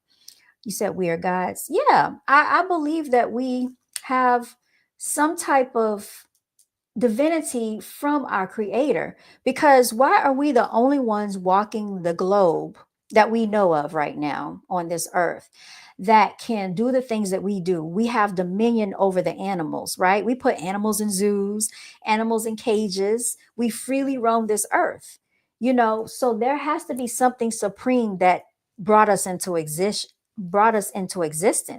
We have the power to talk, to think, to rationalize. We do all these powerful things we create. We are like dominant over all the animals, in my opinion, anyway. We creatively have been able to dominate over every animal out there. And yet, and still, when it comes to other basic, simple things, we are very ignorant. Like, I feel that it's crazy that we have to pay for a way of life to live. And every other creature on the planet gets to live for free. But humans have to pay. Does that make sense to you? It doesn't to me. But we're supposed to be the most intelligent species on the planet. Very ironic. You said, BGAB, you are a goddess. Thank you so much for that. All I'm saying is open your minds. That's it. Just speculate a little bit, just research and dig a little bit, and just sometimes just sit there and think and ask the questions that people don't ask, that they don't have answers to. Ask questions that a lot of people don't ask, right? And just really contemplate these things. Because, I mean, when you sit in silence, sometimes that's what you really need. You don't need somebody telling you how to think and what to think all the time. We've been going through that since grade school, when we had a teacher telling us how to think, right? We don't need people to keep telling us how to think. This is why we have a brain, to think for ourselves, y'all. You said your point is the Messiah's identity is shifted to Middle Eastern for the Pilates of Europeans. It is as false as the name Jesus. I do not acknowledge either term, sister. Okay, Jasmine Fly, I understand. God made us in God's image and likeness, and we have dominion over the creatures of the earth. But here's the thing. The Bible says, let us make man in our image. That is plural, lonesome dove. So who is this one God that they're speaking of? If it said, let us, then who is the us? Make man in our. Who is the our? People don't talk about that. Back in the day, people used to worship the sun god. And even in African spirituality, they used to worship the goddess of the seas, Yemaya, and Oshun, goddess of the seas, goddess of the waters. Right? They're a sun god, and we know that the sun gives us everlasting life. Because without the sun, we would not exist. Yet they have us ignoring the sun that shines upon us and gives us everything we need. It's just very interesting how a lot of this stuff has been remixed and twisted. And I just really think a lot of stuff we need to think about before we blindly go believing it, because we can really do ourselves harm when we do stuff like that, y'all. He said God, capital G, is the most high, the other one, little g. I mean, it's all in what your belief system is. I personally believe we have more than one creator. I believe that there could have been multiple creators, because if we're going off of this Bible that people subscribe to, it's multiple and it's plural. So who is this, great creator or creators that made all of this? And it didn't happen by evolution. We didn't evolve from monkeys, y'all. So this narrative that they're teaching us in college, because when I was in college, they taught us this dumb stuff that we evolved from monkeys. There was what? Homo erectus, Homo sapien. There were Neanderthals, all of this stuff, Bigfoot and all of that, right? They're telling us through evolution, we evolved from monkeys, which we know clearly is not true. If that were the case, then my cats could turn into dogs, right? Why don't they turn into a bobcat one day? And they keep having kittens. And why don't their, kittens reproduce, procreate, and turn into a tiger? It sounds stupid. And then the Big Bang Theory, they gave us that one, right? I know that there's a divine spiritual being or beings that created all of this. You said Satan was the most, when they was talking about Job in the book of Job, Satan was the most, was with the Most High. So allegedly Satan was an angel and that fell from the heavens. Yeah, I heard about all of that. You said that's their ancestors. You say you think the Bible makes sense to you? Well, good. And people will do mental gymnastics to make the Bible make sense to them as well. People will do mental gymnastics to make the religion make sense to them. And that's what I'm saying about mental insanity. Instead of looking at it from a logical perspective and seeing it from what it is. Because like I said, some of the Bible was meant to be read in a figurative way, like a poem, and some of it was meant to just kind of tell you how to operate in life. But I think when people have a misconception of what they're reading and it gets passed down, this is why we have an alternative understanding of these things, y'all. So that's why I said, think for yourself. It's nothing wrong with using your own brain. That's why the Creator gave you a brain. So you can use it to think for yourself. It's nothing wrong with that. And you can question stuff. Why do they tell you, oh, you shouldn't question God? That's not questioning God. That's questioning what they told you about God, right? Because nobody really can tell you how God operates in your life. You are the one that determines how God operates in your life. Not everybody else, not your pastor, not your parents, not anybody. You have that relationship with whomever you believe in, right? That's why you always hear me talk about spirits, angels, and ancestors, because I do understand that everything right now that we're going through, the reason why we're here is spiritual. We came into this world through it was through I call it spiritual conception, right? Because we had to come from somewhere before we entered this earthly realm. Our spirits came from somewhere. So right now we're on earth, but when we transition out of these bodies, where are we going to? You think you're going to heaven? You think you're going to hell? You believe in that? Because if you're going to burn in hell, how are you going to feel it if you're no longer in your body? How are you going to feel it? You're going to burn in the pits of hell. Where are you going to go? And this paradise that they made up, that, I'm not going to say it's made up, but this heavenly paradise that somebody made up and said that you're going to be dwelling, and then you're going to just be worshiping God forever and sitting at the throne of Jesus and worshiping at his feet. If that's what you think is going to happen, who told you that, and how do they know it, and how do you know it? Or were you just told this by someone? Because we know that energy never dies, it transforms and it goes somewhere. And all of us, we just don't know where it goes, right? It's like we've been born back again here like babies. Our brains, like our memories, have been erased. We came here again for a purpose, but we don't remember what happened in past lives. You can get a past life regression done too. And what you will see is that sometimes you'll meet people here in this lifetime that you met before in another lifetime. Okay. A lot of people don't understand that either. That's why when you meet people, sometimes it's almost like you've met them or you've known them before, and y'all have like this spiritual connection that you can't explain, because this stuff is very real. Okay. It gets very deep. They don't talk about the metaphysical part of what you're going through. They don't talk about the quantum physics of how these things work in your favor. When you really talk about reading the Bible, you need to really apply it to your life, like even the majestic part, even the magical parts. It's not just about the parts that they keep dwelling over and over and over in church, right? Everything is spiritual, y'all. And there's nothing wrong with practicing magic. There's nothing wrong with practicing voodoo. There's nothing wrong with practicing hoodoo. This is what your ancestors believed in back in the day. This is what they did to get themselves free from 1804 in Haiti. They spoke things into existence. This is why they put muzzles on them back in the day. Don't believe me, do your research. All right. That's why they didn't want them talking, because they knew they were that powerful that they could speak up a concoction and have those people to drop dead on the spot so these people could break free. They used a lot of hoodoo and they used voodoo to break free in 1804. They don't want you to practice these things because they know if you start practicing these things in your own affairs in your own life and you break free of their bondage, right? They don't want you to go back in your lineage and get your own spiritual practices. They want you to go off of whatever they spoon fed you. All right. Hoodoo is basically conjuring up energy. So the energy is really for your own prosperity. And basically, it's like a chant. And people use candle magic by way of doing this, which there's absolutely nothing wrong with it, right? Because it's the same thing you do when you pray. Same thing.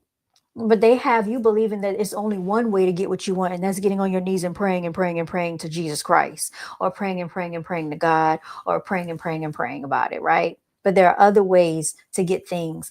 Just like when they talk about manifestations, what do you think if that's not magic? That's magical. I have manifested things that I didn't even realize I was manifesting, y'all. Like, I manifested a lot of things that are going on for me right now, and it's nothing wrong with it. When you have what do I have? A manifestation journal. So they tell you if you want something to come into fruition, speak it as if it is already happening, right?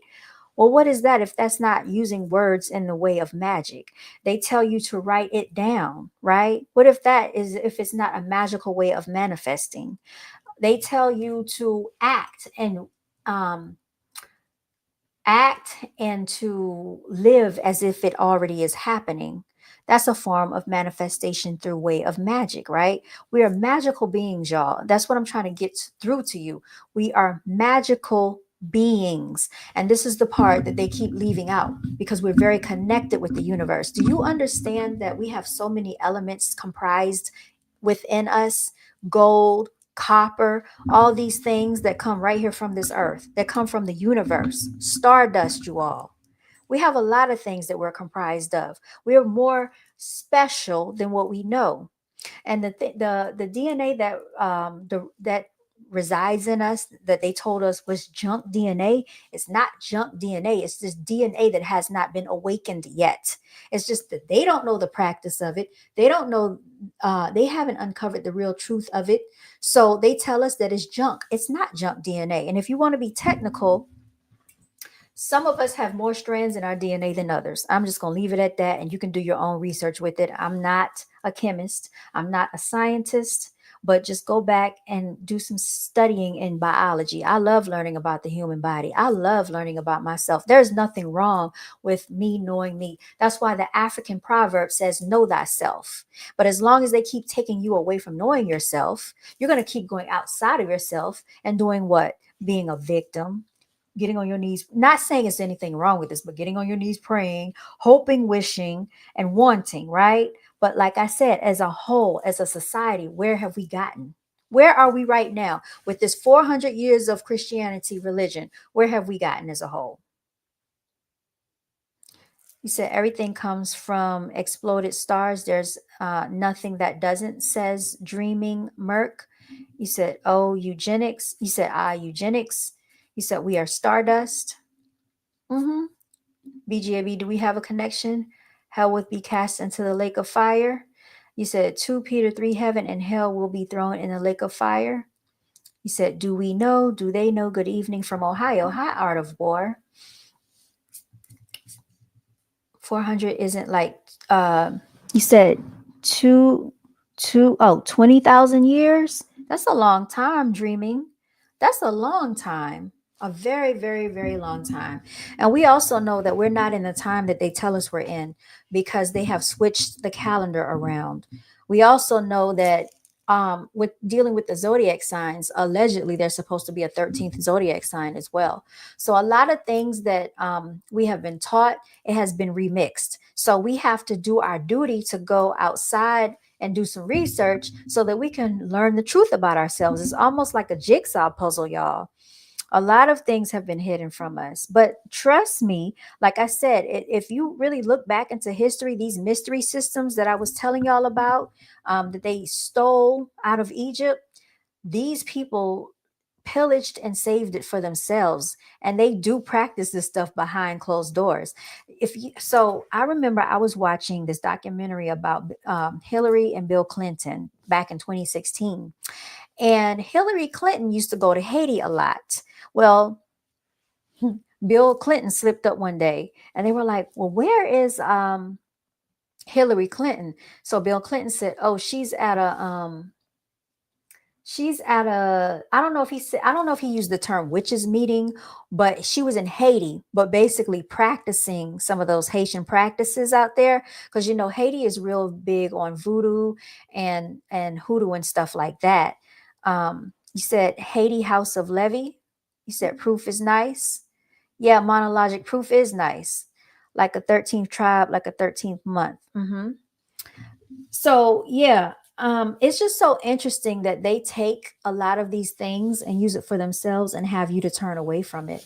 So I'm not going to turn away, from my lineage, my heritage, and my ancestors, because I believe that, they did what they did for a reason, and that we were turned away from it for a reason, because people know how powerful it is. People know how powerful a lot of these things are. They just don't want you to know it.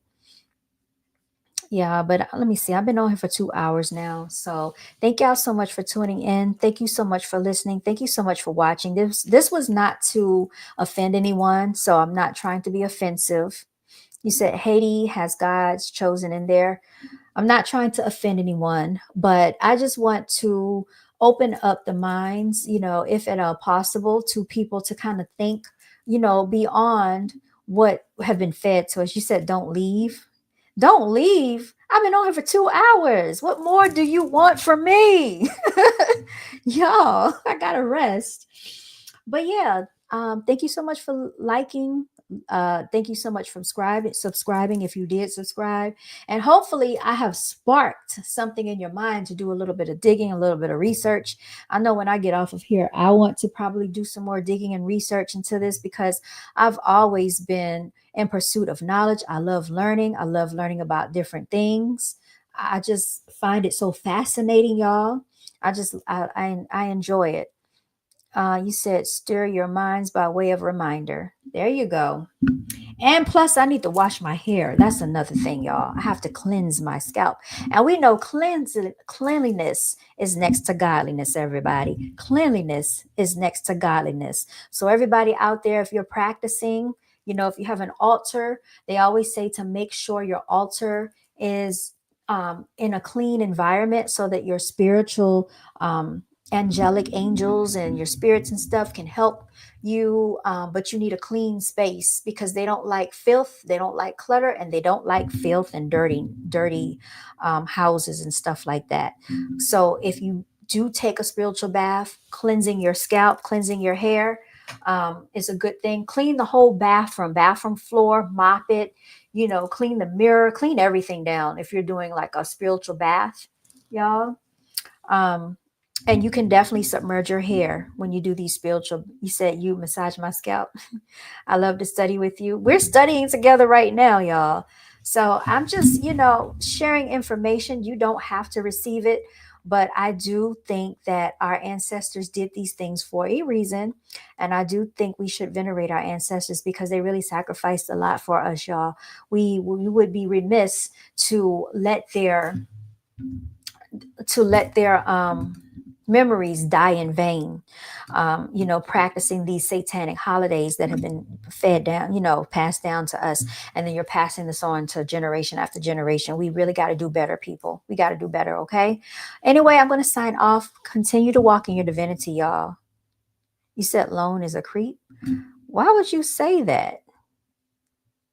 Well, don't say that. That's not nice. And actually, I'm going to put you in timeout. Okay. All right, y'all. It's been an honor. Y'all are funny in the comment section. It's been an honor talking to you all. Thank you so much for listening, watching. And as always, continue to walk in your divinity, celebrate yourself, and you all stay blessed. I'm signing out, y'all. Until next time.